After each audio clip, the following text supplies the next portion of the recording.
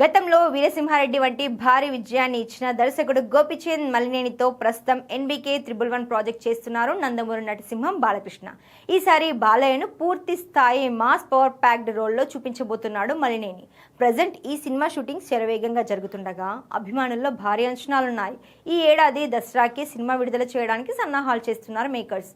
ఇక ఈ సినిమా తర్వాత వివేక్ ఆత్రేయ దర్శకత్వంలో ఎన్బీకే 112 ప్రాజెక్ట్ చేయబోతున్నారు బాలయ్య. అంటే సుందరానికి, సరిపోదా శనివారం వంటి చిత్రాలతో తనకంటూ ఒక ప్రత్యేక గుర్తింపు తెచ్చుకున్న వివేక్ ఆత్రేయ బాలయ్య కోసం ఒక పవర్ఫుల్ స్క్రిప్ట్ను సిద్ధం చేశారట. ఇండస్ట్రీ వర్గాల ప్రకారం ఈ సినిమాకు కురుక్షేత్రం అనే టైటిల్ను పరిశీలిస్తున్నట్టు సమాచారం. సాధారణంగా వివేక్ ఆత్రేయ సినిమాలు చాలా డిఫరెంట్గా ఉంటాయి. అయితే బాలయ్యతో చేసే ఈ సినిమా పూర్తి స్థాయి మాస్ యాక్షన్ ఎంటర్టైనర్గా ఉంటూనే మైథలాజికల్ టచ్తో ఉంటుందని సమాచారం. పౌరాణిక పాత్రలకు ప్రాణం పోయడంలో బాలయ్య దిట్ట.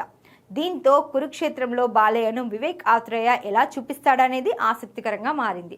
ప్రస్తుతం చేస్తున్న గోపీచంద్ మలినేని సినిమా అయిపోయిన వెంటనే వివేక్ సినిమాను సెట్స్ పైకి తీసుకెళ్లబోతున్నారు. ఇప్పటికే ప్రీ ప్రొడక్షన్ వర్క్ మొదలుపెట్టినట్టుగా టాక్. ఏదేమైనా బాలయ్య వివేక్ ఆత్రేయ కాంబినేషన్ క్రేజీగా ఉండబోతుందనే చెప్పాలి.